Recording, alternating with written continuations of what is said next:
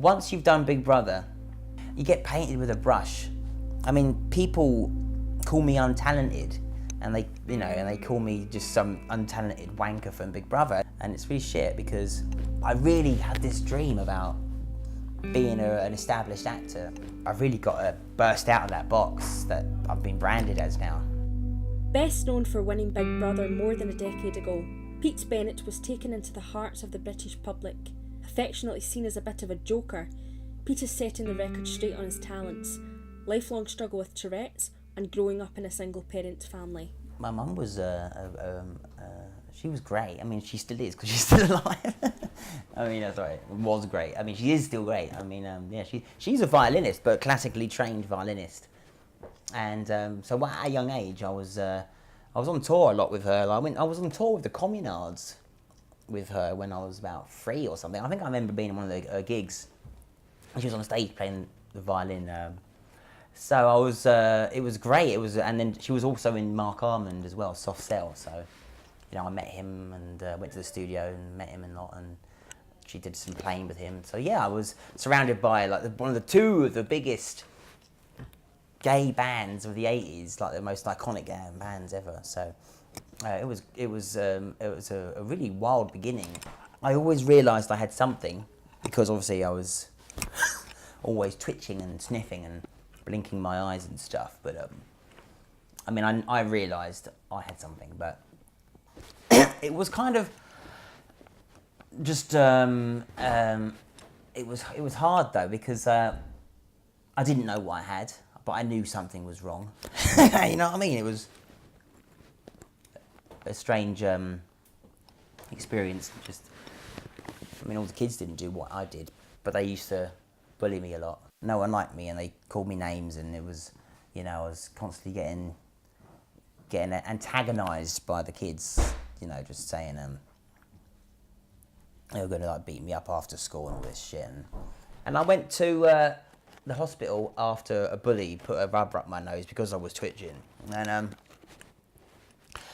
then I went to the hospital, and they said, what's he got then, a rubber up his nose?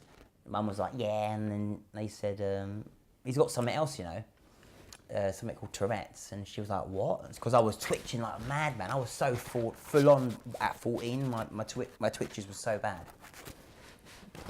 that he noticed straight away, and he said, he's got Tourette's. And Mum said, how long does that last? And he said, forever, which was really shit for my mum. She cried her eyes out. She was really upset. I mean, it was really sad. But for me, it was a fucking godsend, because I loved the fact that I'd been noticed, or because I've always known something was wrong. So it was so nice for someone to finally go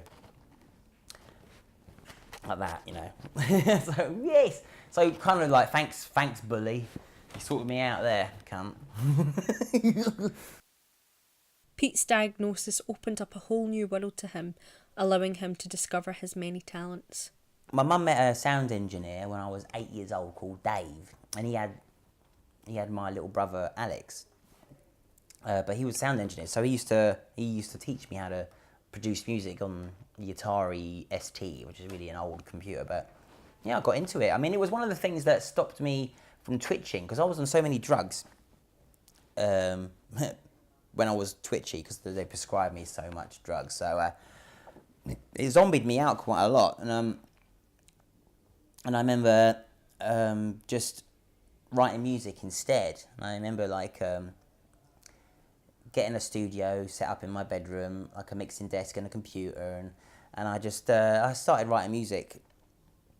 I think I was 14 or something when I got my first studio, and I just did that, and I started writing music since then. And since then I've been writing music. I started when I was 8, but I didn't have my studio till I was 14, and then when that got old, I got my Mac, and I just kept writing music, and I kept writing music, and now I've got an album that's pretty much ready, and I call myself the Daddy, because I was in a band called Daddy Fantastic with my best mate Wobbly Bob, but before he died of cancer, he said, "You're the Daddy, Pete, don't ever fucking forget it." And I was really sweet of him. Wow, hey there, baby, don't you be no soap, 'cause Daddy Fantastic is here. I'm a mean silver bullet when the moon is full.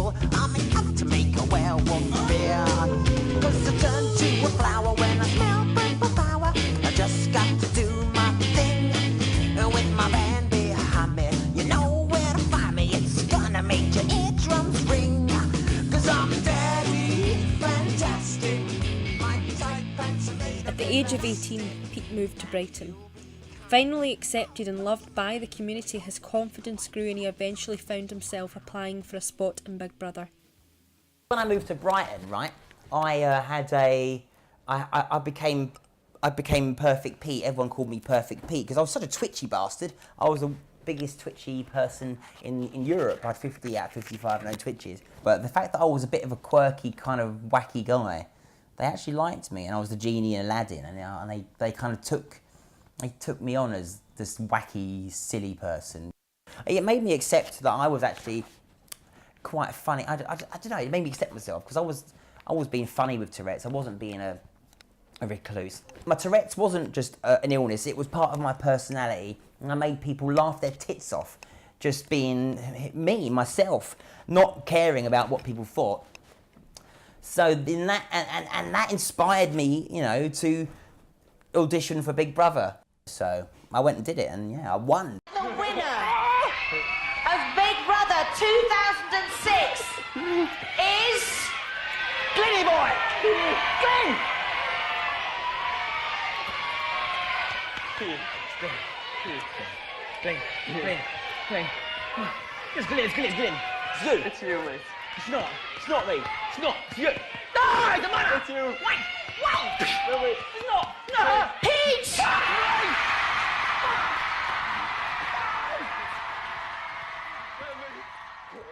Life after Big Brother was not always kind to Pete. After suffering the loss of several friends, he found himself turning to drugs as an escape route. When it was all going to shit, I mean, like, obviously, because after Big Brother, it didn't really go well. But I knew it was. I knew that I wasn't getting any work, and the place I bought was too expensive, and I knew that I just fucking knew that I was losing everything. And I started, I got on quite a lot of acid and festivals and all that, and I was doing lots of trips and different kind of drugs. And one of them though, I got a bit addicted to ketamine, and I remember ringing up my dealer because my Tourette's was so bad and saying, can you just come around and give me some ket, because my twitches were just bothering me, you know. It got worse when my best friends died. I mean, I remember, like, because it's a trippy drug, and you can go into other realities, and I remember hanging out with Wobbly Bob and Jules a lot in my K-hole, and I remember seeing them, and I used to think it was the spirit world, you know, and I used to hang out with them a lot, and I wasn't dealing with the loss of them, because I was keeping them alive by doing ket and seeing them. I used to see them, man, like floating about and like saying, hey Pete, and I used to smell them, and I used to think they were real spirits. I was gone, man. I was in a spirit world, but I enjoyed the spirit world more than the real world, because the amount of friends that have died over the years in my 20s was just too much for me to take. And I remember just getting really bang on the ketamine and thinking that I was in the spirit world, and so I could hang out with them, and that was the only way I could keep them alive. And it fucked me up, man. I just got really addicted to that. I had to go to counselling, and just to talk about there's drug counselling as well.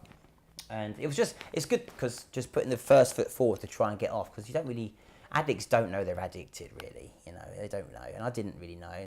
And you never can get rid of that addictive feeling, you know. I've still got it. I mean, it's there. It's just trying to like control it, or trying to get control of that addict that you already are, so. Finally free from his addictions, Pete decided to focus on carving out an acting career. Big Brother was like a big kind of like guy with Tourette's winning Big Brother. Fucking yes, you know. So that was amazing. But then I thought to myself, I don't know what to do with myself now, you know. And I had this dream. I had this dream of becoming a Hollywood actor, you know. Because I thought, if I could win Big Brother, what else can I do? And then literally the next year came, and I got a tweet from a guy called Warren Speed, and he said, "Oh, you're right, mate. Do you want to be in my zombie film?" That was my first role, and I wanted that kind of role because it was good practice. It wasn't something big and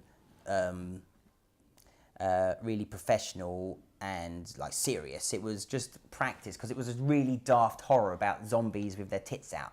As soon as I had that under my belt, that was a feature film. I just went around and found some more, and got some short roles in some short horror, and then that guy John Williams, he's made some feature films, and he's put me in every single one, and I'm really getting into it now. I mean, at first it's just comedy, but now the last role I just did up north is because I was going through depression and anxiety, and I saw this role on Facebook, and I've always wanted, I need a serious role because my showreel was very silly, because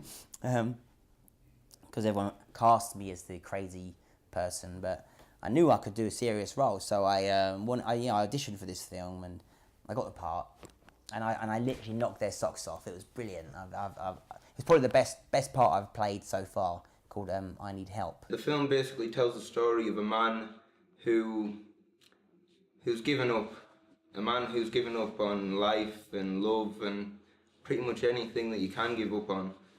He's a man who's taken a hard time over the last few years, and now that's kind of sending him on a downward path that's making him lose his mind, basically.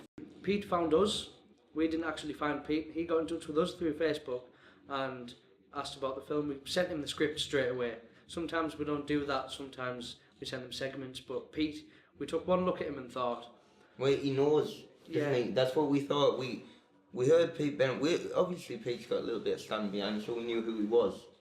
And the fact that Pete was applying for the role, it made us think, you know what, this guy can actually relate to Roger. He can relate to the main character of this film. He can speak and deliver in a way that we never expected, because we don't have the kind of relation to this character that Pete does. And by getting Pete, he's really brought it to life in a way that me, as the writer and director, never even expected. I always found, right, that having Tourette's made me really in tune with my body. I mean, as I've been doing all this twitching all my life, I'm so in tune with it that I can pull off. I think I've got the skills to be a really great actor.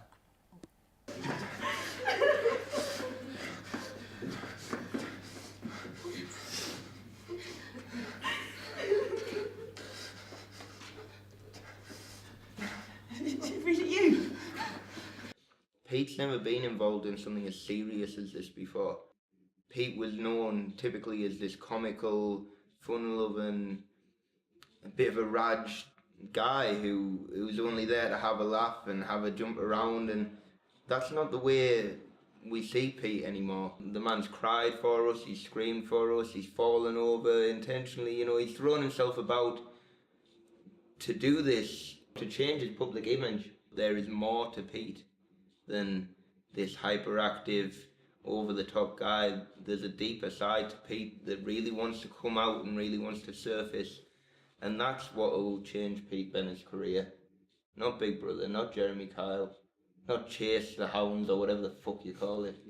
It's going to be where Pete steps forward as a serious actor who takes himself and who everyone else takes seriously, and that's what he's done for this film. I've been a nutter for years, and people expect it. I mean, sometimes, I'd meet people who I've known, in the street, and they're like, "You're Pete," and I'm like, "All right, hello, how you doing?" And they would want me to call them a wanker, because they've got this idea of me from when I was in Big Brother. The fact is that I've changed so much. I mean, I'm not the same guy. That guy's dead, So and there's a lot of pressure for me to be that guy when I'm out, and it's not the case anymore. I've gone through so much shit that I've become a different person, and it's kind of sad, but good as well. I mean, I look back and I think, fucking hell, I used to be such a hippie, and things were so magical for me, and I had this huge kind of lust for life, and it was just a fantastic kind of experience I was having. But nowadays it's a lot different.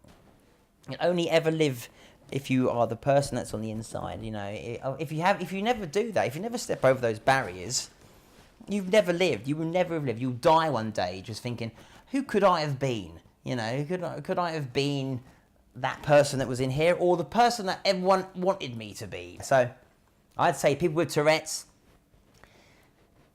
fuck it. Go and be exactly who's in there, and do not and just go for it and live, dream big, dream bigger than you've ever dreamt before, and use your fucking people with Tourette's are talented, man. They got so much creativity and inner depth that they just know shit. They're cool, man. Yeah, I like people with Tourette's, man. yeah, they're my cup of tea. Mm-hmm.